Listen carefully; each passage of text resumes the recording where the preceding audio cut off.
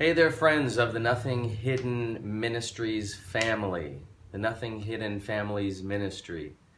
Jeremy Byrne here answering a question that we got. Well, I'm not sure if we actually got it through our email or if this is just one specific from my mom.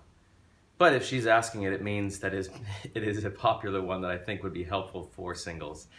And I'll repeat this again at the end, but you can go to questions and topics at nothinghidden.com if you have any questions you want answered or topics that you want one of us at Nothing Hidden Ministries to explore on this YouTube channel or on our Facebook page.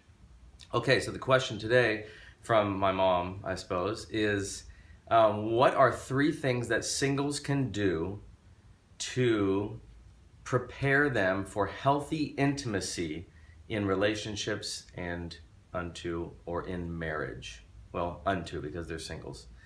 So what are 3 things that singles can do to prepare themselves for healthy intimacy in relationships and into marriage? Number 1, and I think this is going to end up being inadvertently almost a 3-step answer, not just 3 random things. Well, maybe 2-step and a third thing. First thing I would say is look at your relationships right now. Look at your friendships, look at your family, and take an assessment of where you're at with those.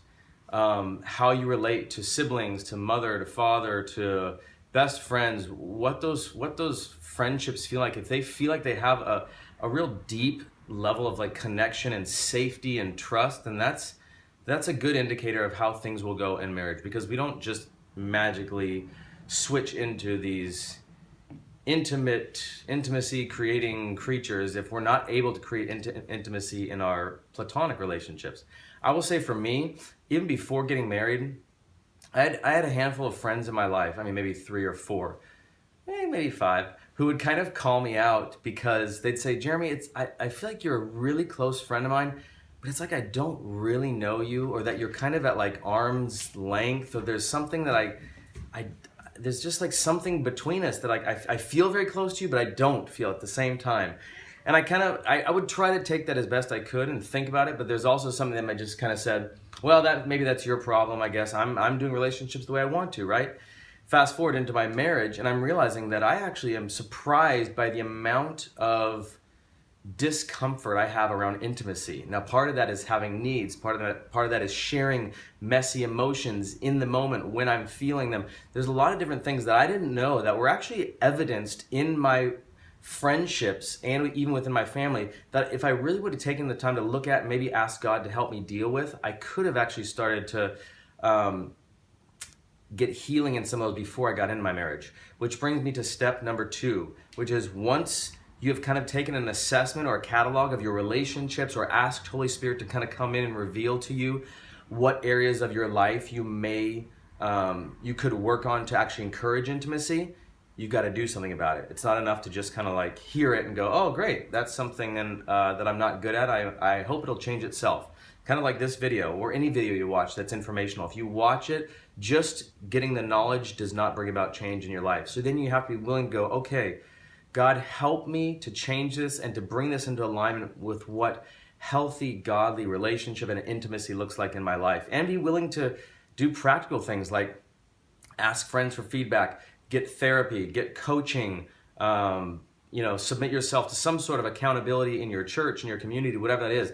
But you have to have movement. You have to kind of like press against those things, because those are natural protective tendencies that we do that keep us from intimacy. That was one of mine. I kept everyone at arm's length because that kept me from actually being hurt, from really letting people in.